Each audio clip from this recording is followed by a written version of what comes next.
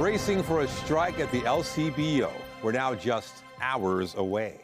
Workers set to walk the picket line if a deal isn't reached by midnight. Good evening. A strike could see 10,000 workers off the job and LCBO stores close. And tonight we're hearing from the union. Talks aren't going well as the clock ticks towards that midnight deadline. CTV's John Musselman joins us live with more on the negotiations and the potential impact. John. Well, Nathan, just after 5 o'clock this evening, the union put out a statement saying that talks have broken down and it's doubtful they can get a deal reached before that midnight deadline. This may be your last chance to stock up at the LCBO. We are now just hours away from a possible strike. Well, we're having a party a week Saturday, so yeah, that's the reason. Well, obviously, it makes it a little bit hard to get that alcohol. And we have a cottage trip this weekend, so we're just stocking up on alcohol. OPSEU, the union representing 10,000 workers, will be in a legal strike position at midnight. In a statement released today, a spokesperson for the finance minister's office writes, quote, "Well, we hope OPSEU puts consumers first by working constructively at the negotiating table towards a deal. We have never been more committed than we are now to delivering on our promise to deliver more choice and convenience with beer, cider, wine, and ready-to-drink beverages in convenience, grocery, and big box stores." There's lots of local breweries in the area, like Left Field just opened, and you can get beer to go. So there's definitely options for people. Retail locations will close for a period of 14 days on Friday, July 19th. After the 14 days, 32 LCBO outlets will open for in-store shopping. They will operate 3 days a week, but with limited hours.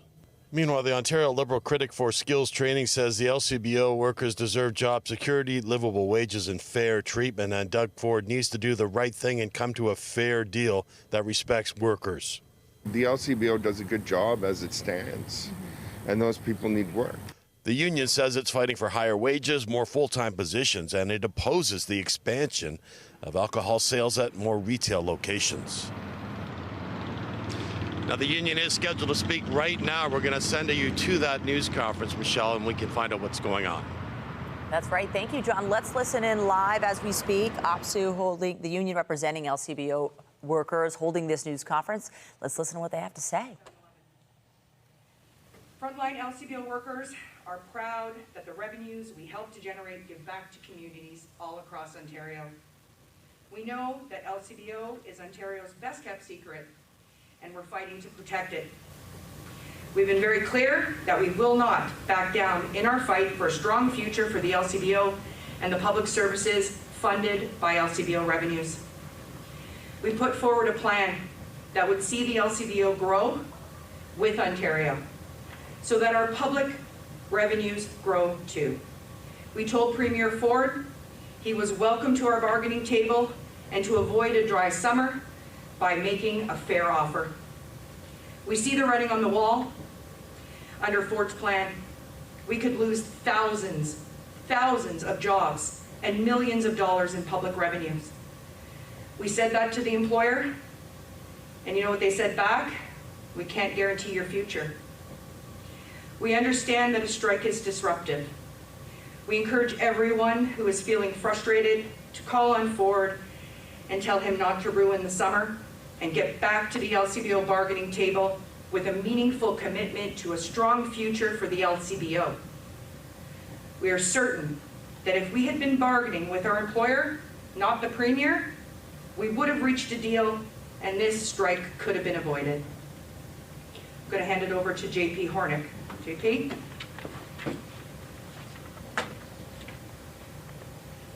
Thank you, Colleen. I'm JP Hornick, president of OPSEU SEFCO. The LCBO is good for Ontario, and what LCBO workers have been fighting for at the bargaining table is also good for Ontario.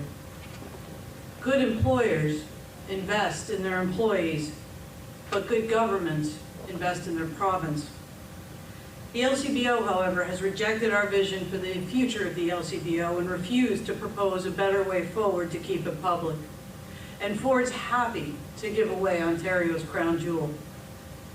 LCBO workers have come forward in their thousands to say that we will not stand by while this government throws away Ontarians' money and gives it to billionaires and CEOs.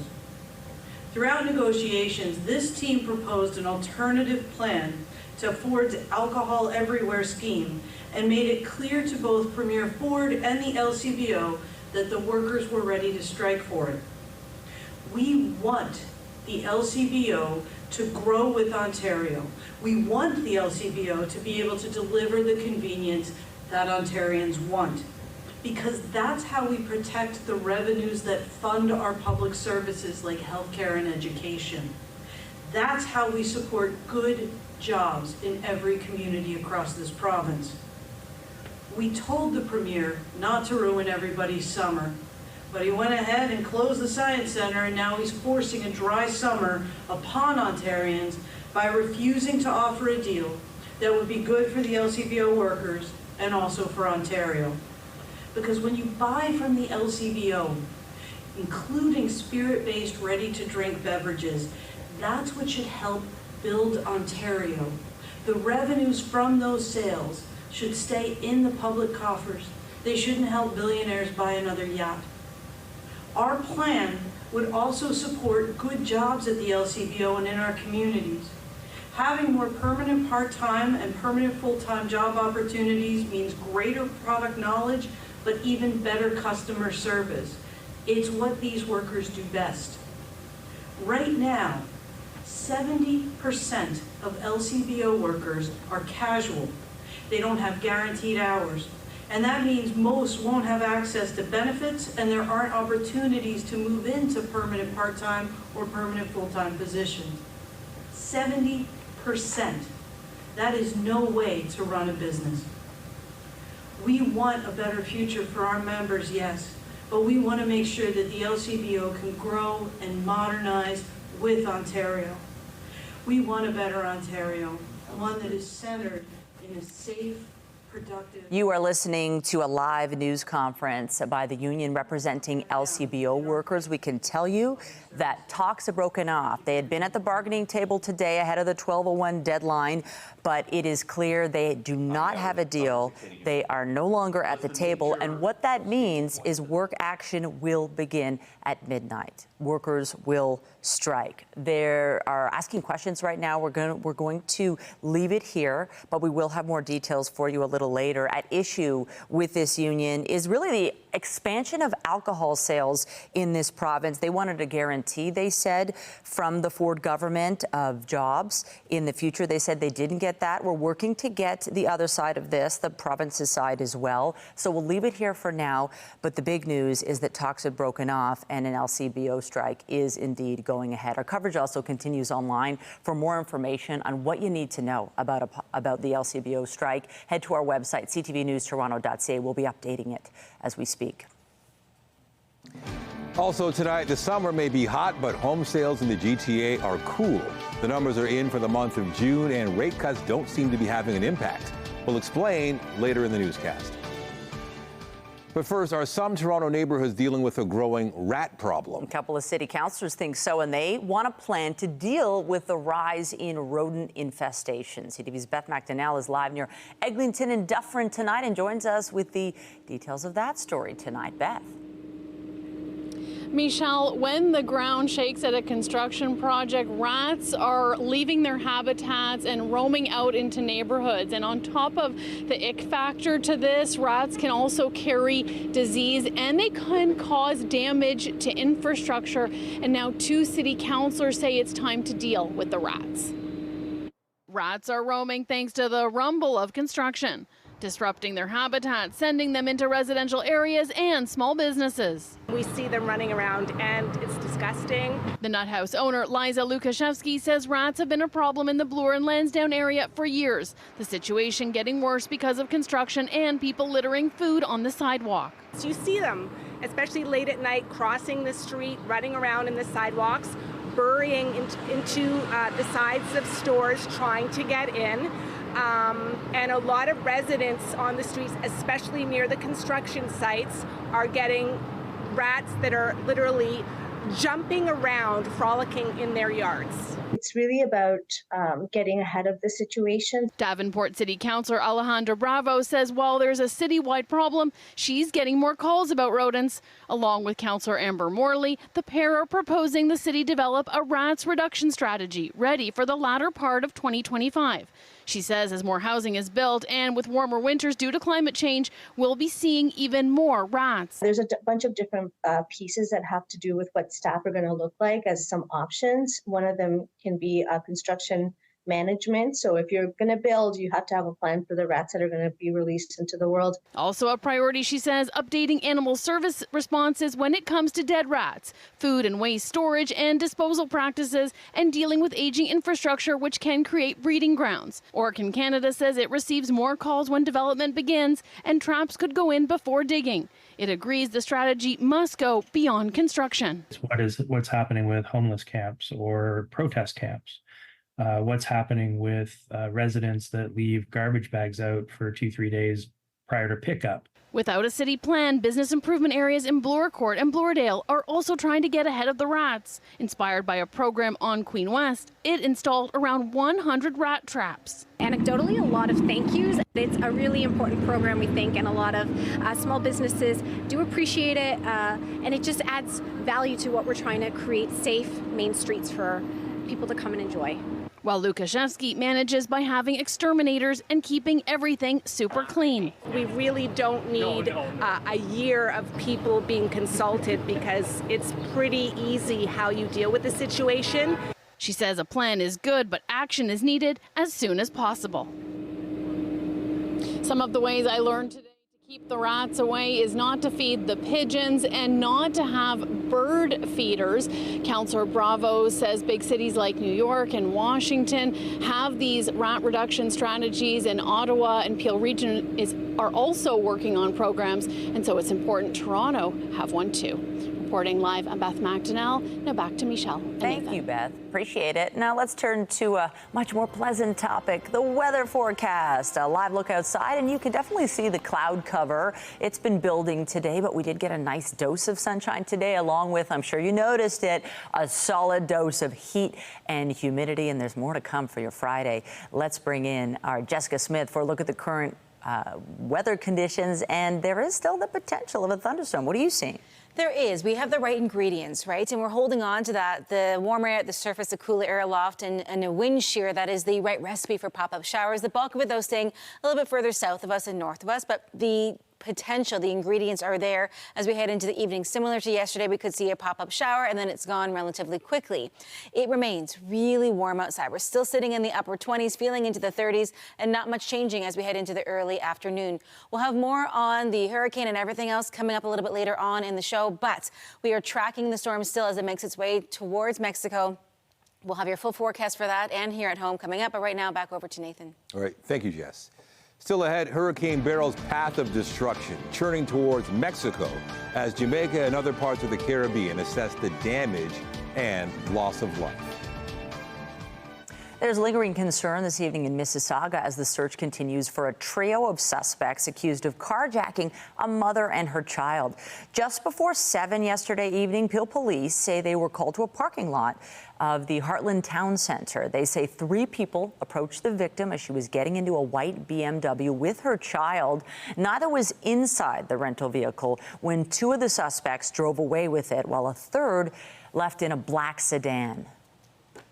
I understand that this is a disturbing event for our community, and we would just want to ensure to our community that we are working our best to determine what happened during the incident, and we are trying to figure out who were those suspects.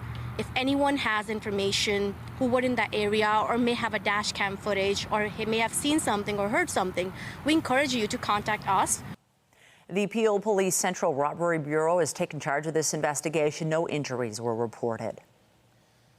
Alcohol is believed to have been a factor in a deadly overnight crash on the Gardiner. Just after 2 this morning, police say a black Audi was speeding in the eastbound lanes past Dufferin when it rear-ended another car with 5 people inside. A 40-year-old woman was killed and a 20-year-old woman suffered life-altering injuries. A toddler was taken to sick kids with minor injuries. The driver of the Audi was spotted walking away, and police believe he was picked up by a rideshare or taxi. 48-year-old Vance Kong of Whitby was later arrested.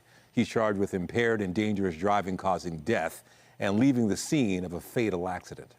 And police are on the scene of a shooting in Scarborough. They were called to an industrial complex near Middlefield Road and McNichol Ave at around 2:45 this afternoon. Bullet holes could be seen in the windows of a rehabilitation clinic, while panes in the door were replaced by wood. Police also placed evidence markers on the ground and blocked access to the area. Investigators say nobody was hurt as the search for answers and suspects gets underway. Turning to the local housing market, and it seems many potential home buyers are staying on the sidelines despite the Bank of Canada's interest rate cut. The evidence comes in newly released real estate data that indicates sales were down across the GTA last month. CTV's Mike Walker joins us live tonight with the details. Mike. Well, Nathan, Michelle, this home sales were down 16% in June, and what it really boils down to is affordability, with the data suggesting that potential home buyers are waiting for multiple rate cuts before entering the market. There are more for sale signs popping up on front lawns, but many potential home buyers still are not biting. The real estate market is inflated. Lumi and Annie Bolu have been saving to buy a home for close to 5 years, but say it's still out of reach. Obviously, you want to be able to afford the mortgage and not be house poor. And with this type of interest rate, you're barely making it and paying your bills. Despite the Bank of Canada cutting interest rates by 0.25% last month, it's had little impact. This real estate agent says buyers are pushing pause with more rate cuts on the horizon. So when the Bank of Canada says, yes, we've lowered rates, but be prepared, we're going to lower rates more throughout the balance of the year, what's motivating people to go out and buy when they're going to say, you know what, it's going to cost you less? The Toronto Regional Real Estate Board says the rate cut provided some initial relief to the market, but it wasn't enough to entice buyers sitting on the sidelines. More than 6,200 homes exchanged hands in June across the GTA, but that is down by 16.4% compared to the same time last year. Condo sales down even more, a staggering 28%. They need to see more relief on the borrowing cost front in order to get that monthly mortgage payment in line, with their other household finances. Last month, there were nearly 18,000 new listings on the market, a 12% bump from a year ago. The average home price in the GTA last month was just over $1.1 million, down 1.6% from June 2023. That added choice in the marketplace will keep a lid on price growth. And to a certain degree, that's a good thing. We won't see that sort of instant spike in home prices as people start to move back into the marketplace. But industry experts say it could be some time before then. An Ipsos poll for TREB found that buyers are waiting for multiple rate cuts, at least 1 or 2% before entering the market. For the time being, I feel like I'm going to continue renting because the living cost is just too high. Yes, the interest rates have come down a little, but they're still substantially higher than they have been. So for now, the Bolus will remain on the sidelines. So that we can have that confidence to buy and say this is what we're looking to do and be homeowners for the next 30 years or so. They'll continue renting and saving. And now analysts say it could be until the end of 2025 before those interest rates drop another 2%. In the meantime, the Bank of Canada's next interest rate announcement will be later this month. Reporting live, I'm Mike Walker. Michelle, back to you. Thank you, Mike. Police in York Region are sharing dramatic footage of a suspected truck arson spree in Vaughan this week. This surveillance video is from 11:50 Monday night at an industrial yard near Highways 27 and 407. A suspect can be seen running between a number of parked dump trucks and setting their cabs on fire.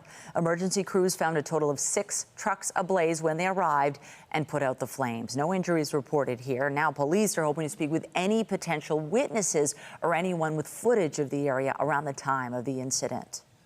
A plainclothes officer with Toronto's police's drug squad is facing several charges, including impaired driving and possession of illegal drugs for trafficking. Peel police say they responded to a call for an erratic driver near Hurontario and Courtney Park Drive at around 2 in the morning. Police allege the driver of the car tried to evade police after a traffic stop. During the interaction, 2 Peel officers suffered minor injuries and multiple cruisers were damaged. 37-year-old Brian Sukram was taken into custody.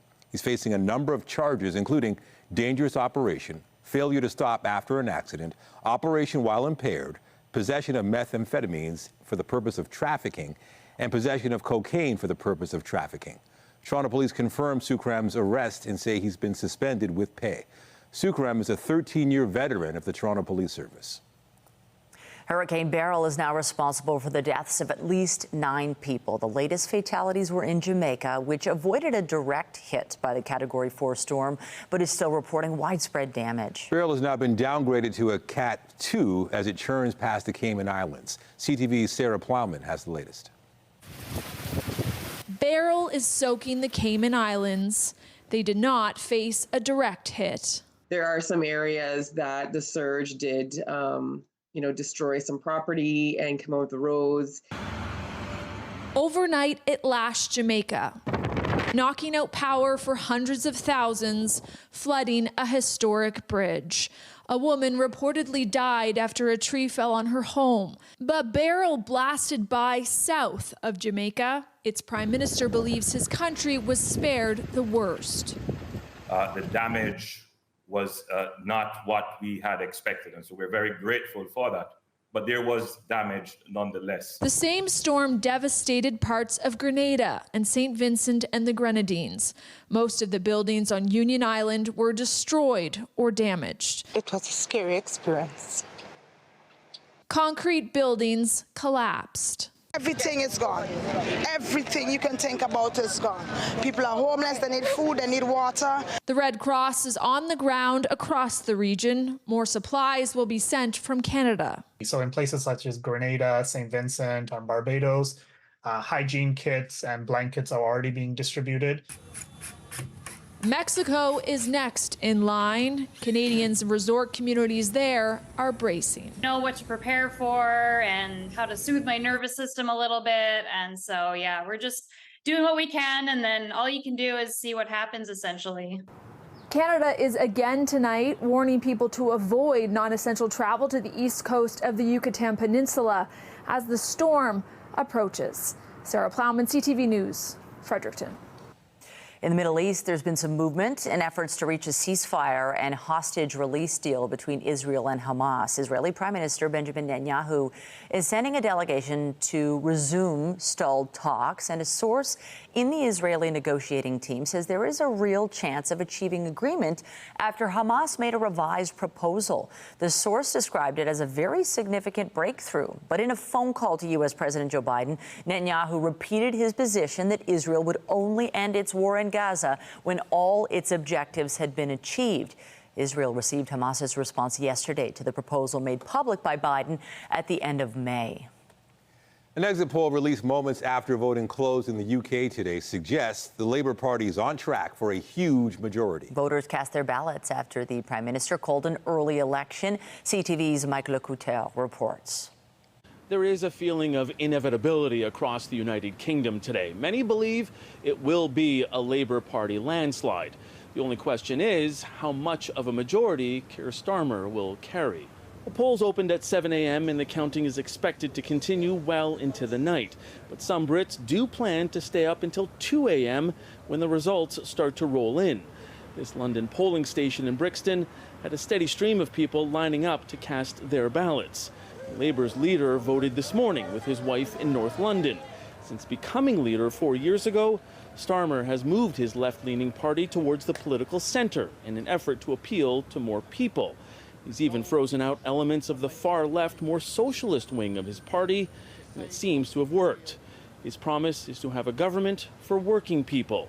It's unclear if that pitch resonated with Brits or if the population is just tired after 14 years of Conservative rule, an era that could come to a close under Rishi Sunak. The Prime Minister has tried to argue that his policies are starting to address the cost of living crisis and problems with the healthcare system. While the Conservatives are expected to have a rough night, another right-wing party could have a good one. Brexit champion and Reform UK leader Nigel Farage is widely expected to win his seat and take his place in the House of Commons. Mike Lecouteur, CTV News, London. To Canadian politics now, and a poll suggesting a majority of people think Justin Trudeau will stay on as party leader for the next election. The recent Leger survey found 2/3 believe Trudeau will be in place for the next election.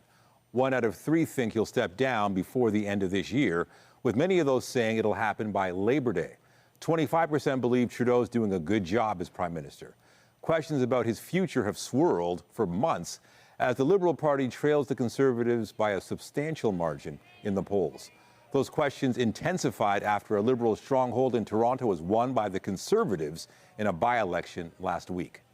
One of Europe's most active volcanoes is putting on a show. There is increased volcanic activity at Mount Etna. Eruptions were seen last night from one of the craters as lava flowed down the 3,300-meter-high volcano in Italy. The country's civil protection agency raised the alert level in the area from green to yellow. UNESCO says the eruptive history of the volcano on the eastern coast of Sicily goes back 500,000 years, and at least 2,700 years of the activity has been documented. In Maine, a fisherman was in the right place at the right time to capture a moment he will never forget.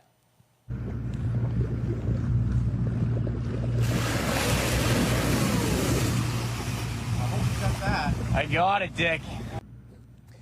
Danny Contois took this video of a very close encounter with a humpback whale. The big mammal was scooping up some food near his boat. The young whale had been spotted several times in the area over Kittery over the holiday, or July 4th holiday. I got it, Dick. He won tickets to WWE in Toronto, but was heartbroken to learn the seats weren't accessible. Fortunately, that's far from the end of the story here. Still, I had the surprise from a WWE star that made this fan's dream come true.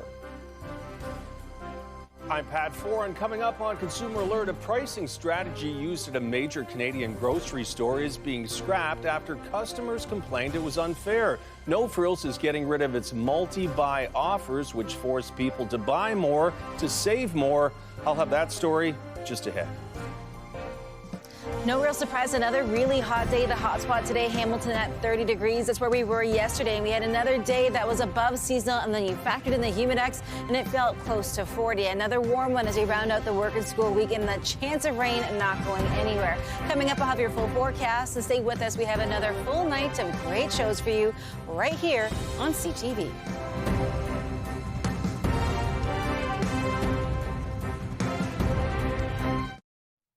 As grocery costs continue to rise, there is one pricing strategy many shoppers have been frustrated with, having to buy multiple items to get a better deal. Loblaw says it's now getting rid of multi-buy offers at its No Frills stores after customers complained it was unfair.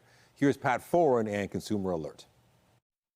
We've been hearing the complaint for many years, shoppers who felt forced to buy 5 cans or 3 boxes of something just so they could get a discounted price. Now, No Frills is saying the practice is over, which it says should lead to lower everyday prices.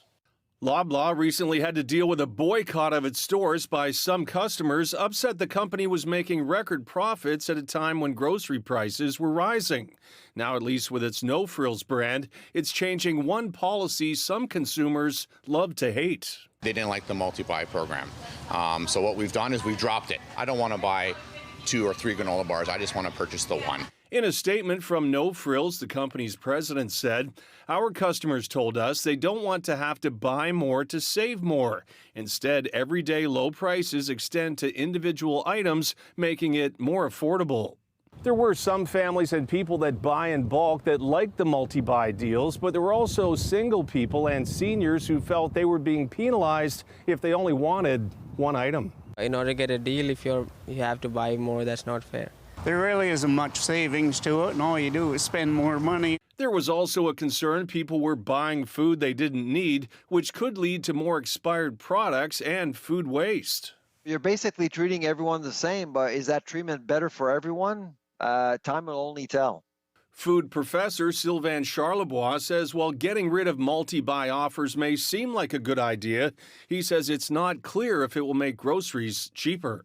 We will monitor prices over the next little while and see whether or not prices will go up as a result of the end of this practice at No Frills, because you may actually see prices per unit go up instead of going down for everyone. So we need to be careful here. Again, getting rid of the multi-buy policy is happening only at No Frills and not other Loblaw stores. Other grocery chains may still continue the practice, but they'll be watching consumer reaction closely. On your side, I'm Pat Foran. If you have a consumer story idea, email us at alert@ctv.ca.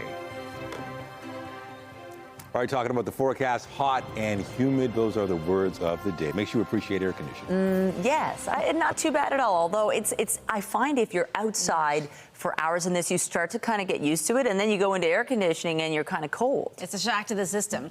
There's just so much humidity. It's so damp when you go outside because you feel all that moisture in the air. It's so different, say, if you were somewhere in the prairies. It's a much drier heat, more similar to a desert type climate. Here, the heat, the humidity, you feel that 1-2 punch when you walk out the door, and it's really not going anywhere as we head over the next couple of days. So you'll have to find ways to work within it if you do have to spend some time outside. But the good news is, at least as we head in towards the weekend, we are returning closer towards seasonal. But outside right now, a nice live look, a few clouds out there, the chance of a pop-up shower, very similar to yesterday evening. Not out of the question, but overall, it's not a bad night. It's just a bit of a sticky one. Still sitting at 29 here in the city. It feels like 34. And we're not really seeing much in the way of relief heading into this evening as well, remaining above seasonal. We still have a really hot kind of forecast as we head in towards the day tomorrow and even stepping into the weekend. It's just our base temperature will start to return to a more seasonal point, but we still have the humidex to contend with. Tonight dropping down to 19. We should be at 16. Everybody really warm as we head into this evening. A little closer to seasonal in areas towards Goderich and up towards Bancroft and Parry Sound, but for the most part, the Golden Horseshoe, it's still a bit toasty as we head through our Thursday evening. Rounding up the week, another day above seasonal. We should be at 26. We'll be at 28, so it's not really all that far, but you factor in that feels like temperature, and it's still really humid out there. And we're once again watching for the chance of some pop-up showers in the GTA. It's not guaranteed. I know when you see the 20, 30, 40% that everyone's going to see it, but we have the right conditions where it's possible. As we head through the rest of our evening and in towards the day tomorrow, it just remains unsettled. We have all that heat, all that humidity that's sitting over us, and a low that's sitting just west of us, kind of pushing that chance of showers in towards southern Ontario. For the rest of our evening, though, just a few light clouds out there. Again, that chance for active weather. The window is kind of from now until about 10 p.m. But again, not everybody likely to see it if it comes to fruition at all. Heading in towards the day tomorrow, we might see a few showers just kind of in and around the downtown core and then kind of north and west of the city. But for the most part, it moves off relatively quickly, and we'll see a decent amount of sunshine with a few clouds off and on. We wrap up our Friday nice and dry. It is going to be warm once again into the evening. The chance of showers kind of more so happens overnight as we get into the early morning hours, Friday night into our Saturday, and then we're just watching for the chance of showers, very spotty in nature, into the second half of our Saturday, kind of that mid-afternoon point before it clears out. So it's a very similar forecast. We build up all that heat throughout the day, and then we see the chance of pop-up showers, and then it's almost like that release, right? We get a little reprieve from the heat, at least temporarily. Temperature-wise, it's not terrible, again, heading into the day tomorrow, but you factor in that humidex, and that's where heat exhaustion, heat stress can really sneak up on you. I know we have summer camps. We have people who work outside. Maybe you're taking the Friday off or whatever, and you want to enjoy some time outside. Just do it safely. You have to hydrate with water. As we head in towards our Saturday and Sunday, fairly seasonal for the daytime high, but again, the humidex values keeps us in the 30s. So we are not in heat warning criteria, but it's still really warm out there. And I know we want to get out and enjoy the summer season, but you have to do it properly. As we head in towards next week, warm again on Monday. The rain that comes through Tuesday, not a wash of a day, but it will help break some of that heat. And we have a return to more seasonal daytime highs heading in towards next week. For now, I'll send things back over to Nathan and Michelle. All right. Thank you, Jess. 2 new electric ferries are coming to serve the Toronto Islands. But we're learning the cost to bring them here has ballooned to $92 million. The current ferries are between 60 and 114 years old and far beyond the average lifespan. The new price tag for the electric vessels was confirmed by city staff at a committee meeting earlier this week. The contract is set to be awarded to Damen Shipyard's Galati, who will build the ferries in Romania. The new vessels are due to be delivered in late 2026 and early 2027. Also tonight, an Oscar-winning filmmaker is playing his part to try to save an iconic Toronto theater. His role for the mayor to protect the historic Revue Cinema coming up.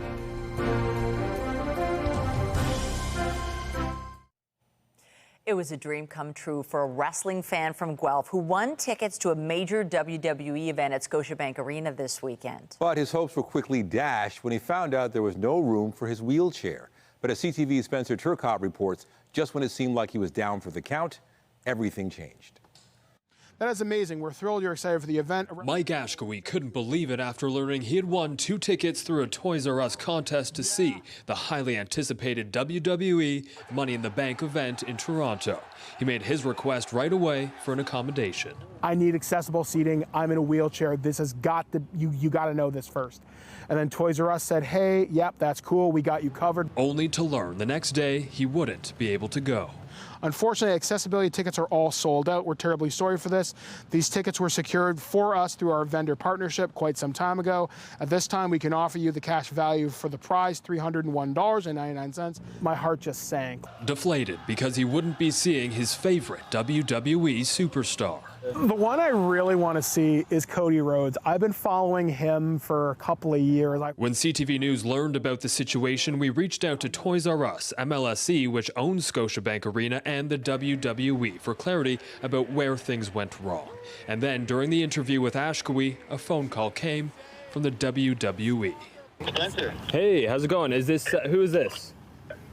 This is Crystal Gentle, but I'd love to introduce you and Mike to the American Nightmare, Cody Rhodes. Oh my, holy hi. Hi, Mike. Hi, Spencer. I just wanted to give you a quick shout. Chris pointed this out. I saw a lot of people on social who had mentioned what was going on in the situation. I'm so sorry that I'm sure you've figured it out, though. The cool thing here, though, is that we do have some tickets that are for you, tickets that are compliant and for you. Not only that, we're going to pay for your transportation and come to Money in the Bank. We can't a good fan like you sitting on the sideline. So I'm sorry that happened, but glad we can come together. This is going to sound so cheesy as but I did not expect the American Nightmare to turn this into a Canadian dream. Like, holy dude. A Canadian dream that brought tears to his wife's eyes. Both Toys R Us and MLSE responded, saying the issue has now been resolved. No reason was given for the accessibility gap. Ashkowe just hopes a lesson was learned and is thrilled the American Nightmare turned this nightmare into a dream come true. Spencer Turcotte, CTV News, Guelph. Such a great story. Toronto's oldest running cinema is getting some help from high profile help in its fight to keep its doors open. The Review Cinema has been a beloved Roncesvalles mainstay for well over a century. Last week, the not-for-profit, which runs the cinema, said it was having trouble securing a lease renewal. The tenants say there was a disagreement with the landlords over repairs and a rent increase. A court injunction means a closure has been prevented for now, but Director Guillermo del Toro is using his voice to call for urgent action. The Oscar-winning filmmaker posted a social media tag with the mayor and other officials saying, "Can you help save the Review? One of Canada's most beloved nonprofit cultural landmarks. If not you, who can help? Or how can I help?" Del Toro also linked to a petition to save the Review at change.org, noting it's already exceeded 20,000 signatures. Ellen DeGeneres has canceled several dates on what she's been calling her final stand-up tour. The comedian and former talk show host has been planning stops in several cities across North America. Rolling Stone reports upcoming tour dates have been called off in Dallas, San Francisco, Seattle, and Chicago. No reason has been given for the cancellations, and Live Nation has not commented. DeGeneres is still set to bring her show to Toronto's Meridian Hall August 5th. After the break, the Blue Jays tried to split the series with the Houston Astros this afternoon at Rogers Center. Were there any July 4th celebrations? Highlights coming up.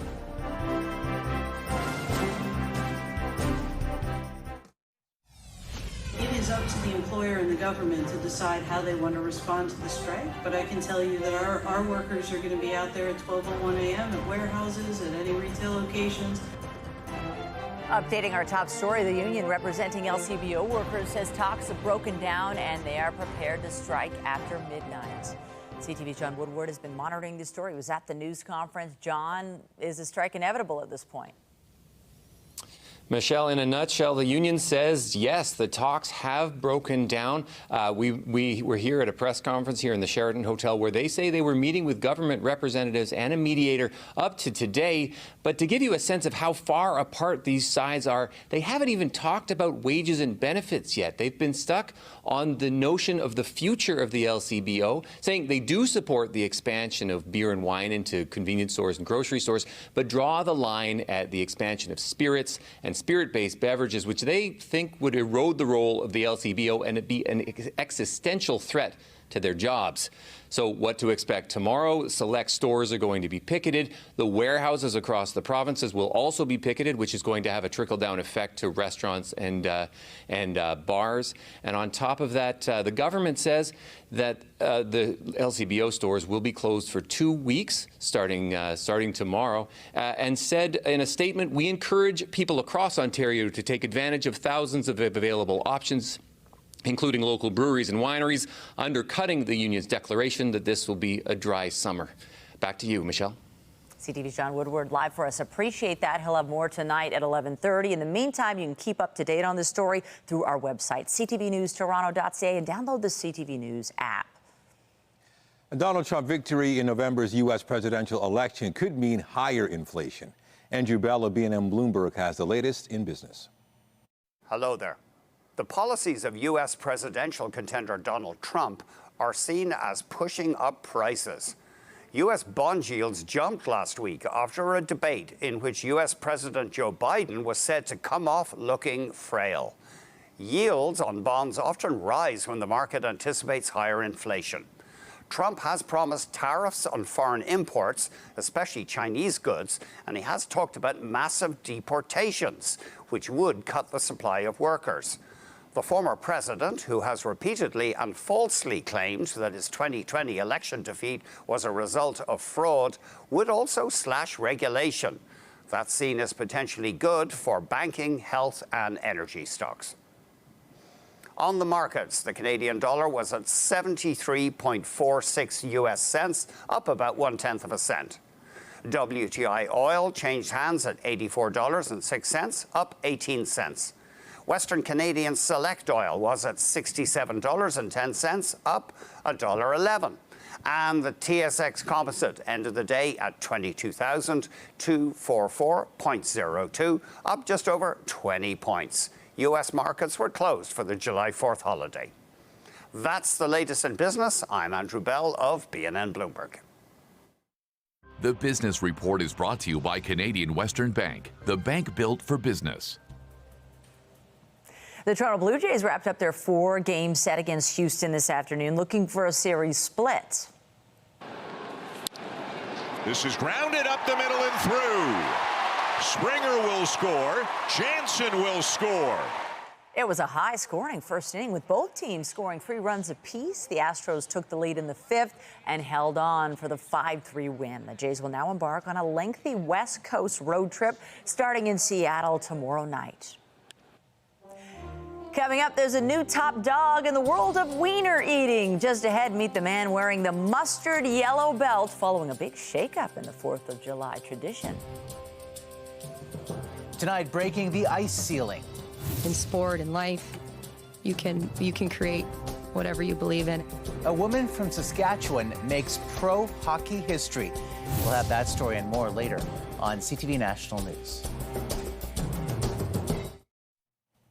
It's a day of celebration for our neighbors to the south. This is Independence Day in the U.S. This parade in Gittensburg, Tennessee, started just after midnight, making it the first one in the nation. And there were similar events all across America, including parties, concerts, and an annual July 4th tradition in Coney Island. 4, 3, 2, 1, go! The competition was fierce at the Nathan's famous 4th of July hot dog eating contest.